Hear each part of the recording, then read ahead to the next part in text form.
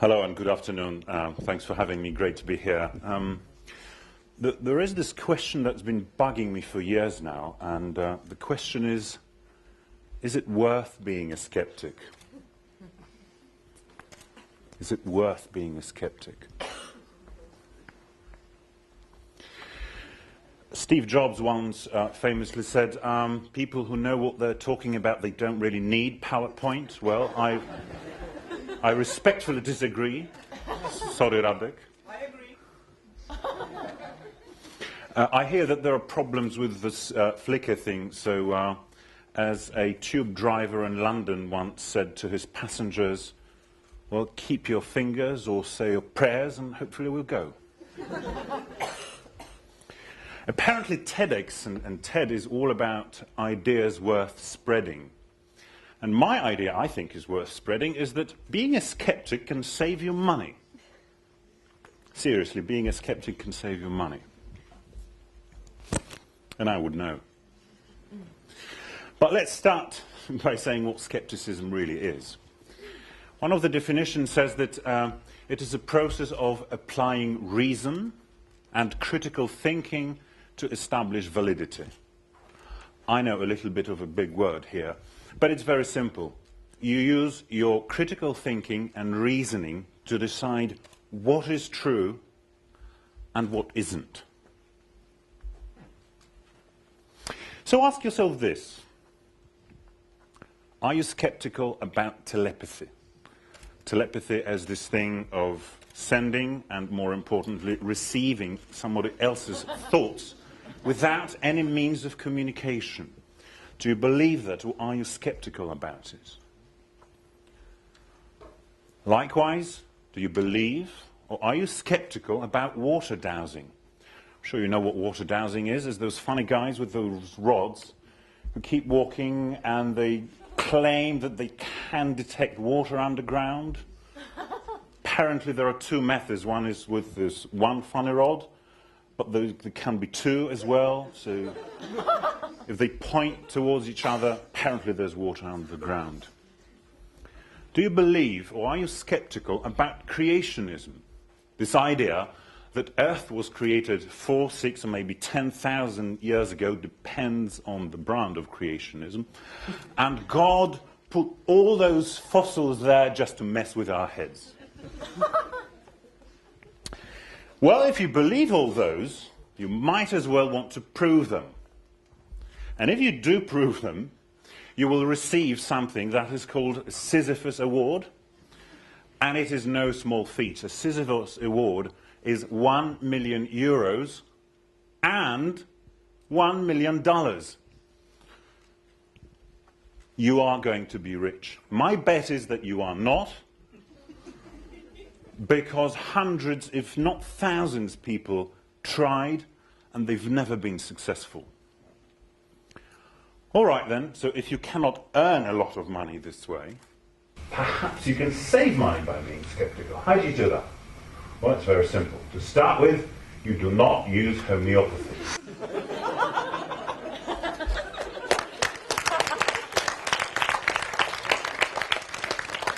This homeopathic drug is a pill of sugar that's been in contact with some magical water. Now, this water has apparently been in contact with the chemical that's supposed to work on you. But bear in mind, and even the producers say so, that there is no chemical, the active ingredient in that water or in that sugar. It's just apparently the information that the water left on this pill of sugar. And it's been diluted and shaken, diluted and shaken, diluted and shaken, diluted and shaken. And the more diluted and more shaken it is, it works better. Well, no, it doesn't. It's just a sugar pill. And they even tell you, if you read the leaflet, the information on the drug, that it is without approved therapeutic indicators. So basically, if you think about it, what they tell you, it is a drug, but it isn't. You can save money by not visiting fortune tellers. I'll tell you a story. The wife of a friend of mine recently went to see a fortune teller. Apparently it was a fad in the company, so everybody went. She went and the fortune teller says, your husband is going to die in a car crash in the months of July or August within the next 3 years while driving alone. And the poor woman was petrified, obviously.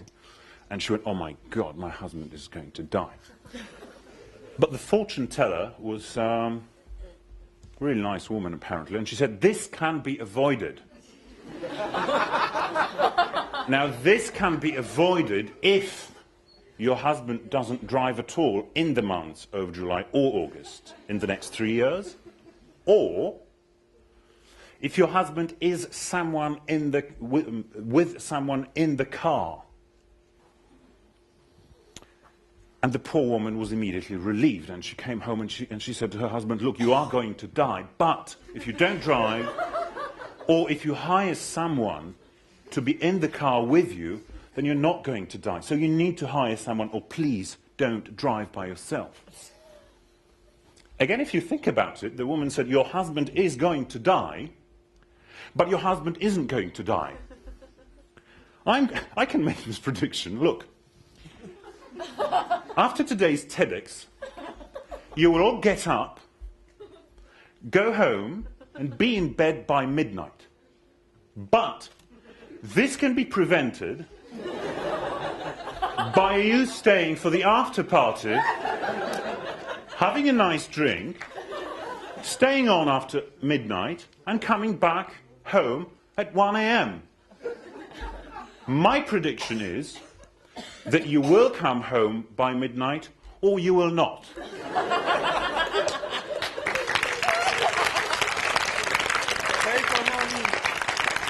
Now, if I charge you 100 each, or even a 50, for that sort of prediction, I'm going to be rich. So please, don't make me or anybody else rich by using this. You can save money by not using bioenergy therapists as well. These are those guys who basically place hands on your head or your back or something, and they apparently cure you. No, they don't. I learned it the hard way. This little man is my son Bartek. He suffers from a mild form of autism. This picture was taken some years ago. He's now 11, but he was diagnosed when he was about 3.5, and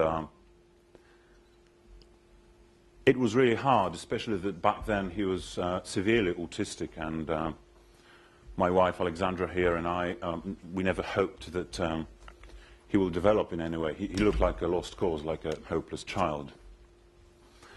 And guess what? We did use a bioenergy therapist. He didn't help. We paid for it. I'm not going to tell you exactly how much, but for this money we would have had a nice family holiday in the Mediterranean somewhere. You will ask a valid question here. Okay, why would you, a skeptic, use a bioenergy therapist, for God's sake? And this would be a valid question, and I'll tell you why. It is because we, as parents back then, we were simply desperate. There is no cure for autism. There is no drug that you can give. And we were so desperate that we forgot about our critical thinking and about our skepticism, and we simply did that out of sheer desperation. Because you will clutch at straws in this situation. The thing is that my brain is no different from yours. We are all the same. We are not natural-born skeptics. Our brains are wired to learn from others, to imitate behavior, and basically to listen to authorities. Skepticism is not something really born with. It needs to be developed. You can practice this just as anything else. There is this saying, monkey see, monkey do. In the world of monkeys, it looks like this. There's an old monkey, and it eats red berries. The young monkey sees that and simply copies that behavior, because the young monkey thinks that, okay, if the old monkey can eat a red berry, that means the red berries are safe to eat.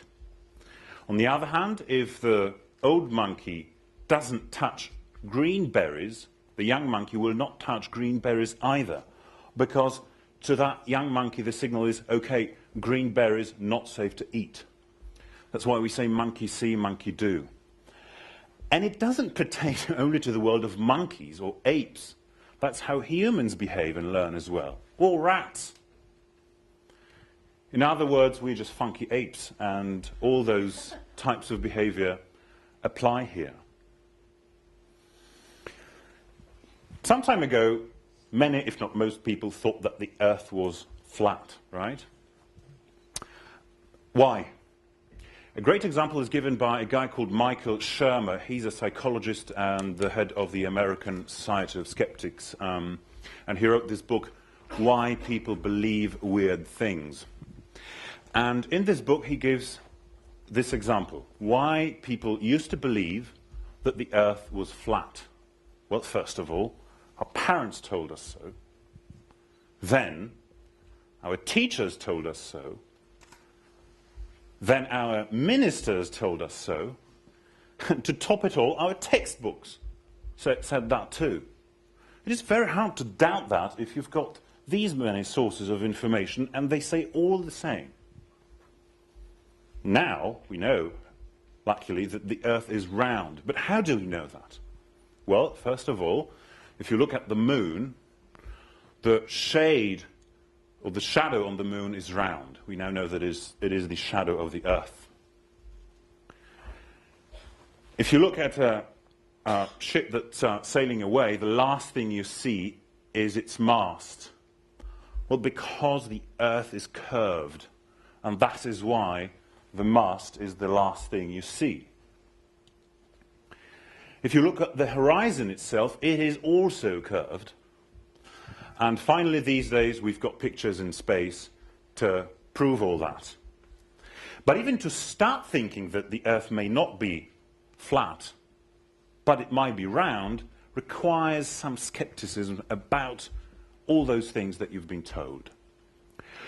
Of course, there are numerous troubles with being a skeptic, because it is virtually impossible for any of us as an individual to test everything yourself. You can test gravity, okay? You start dropping objects, and each time you drop something, it will fall on the ground. It will never go up, no matter how many times you've tried. So in this small area, if you like, you have tested gravity, and you've proven it right time and time again.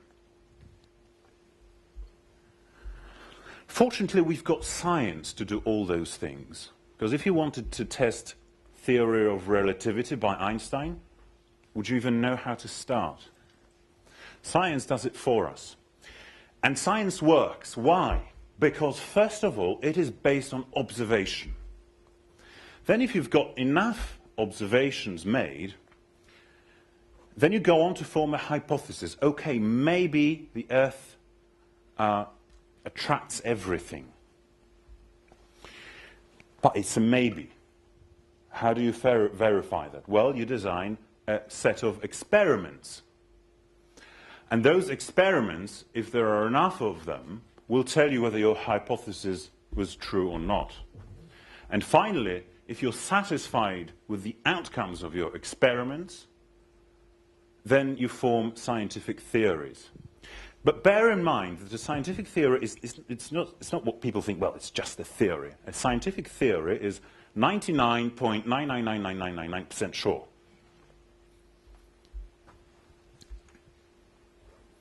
And it works because it is based on evidence.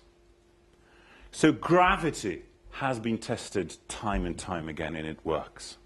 Relativity, well, theoretical physicists know how to test the theory of relativity by Einstein, and they've been doing it for over 100 years, and each time they've proven it right.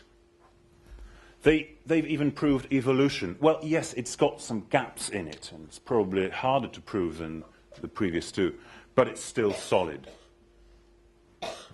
There is no evidence, however, that homeopathy works. Again, there were tens, if not hundreds, of tests made, none of them proven homeopathy works. No tests have proven that you can actually find water via your funny rods. And no tests have proven that any fortune teller can actually predict your future in a sensible or detailed way. I will leave you with two quotes. One is one of my favorites ever. It's by Albert Einstein, who once said, "All our science measured against reality is primitive and childlike, and yet it is the most precious thing that we've got."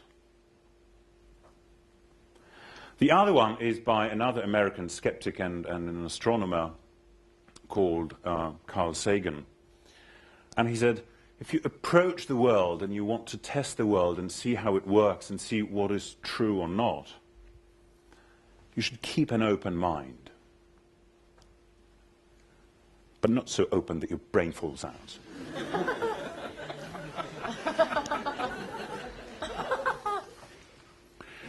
Another valid question that you will ask at the end, okay, why should we believe you, skeptics? And the standard answer is that you shouldn't.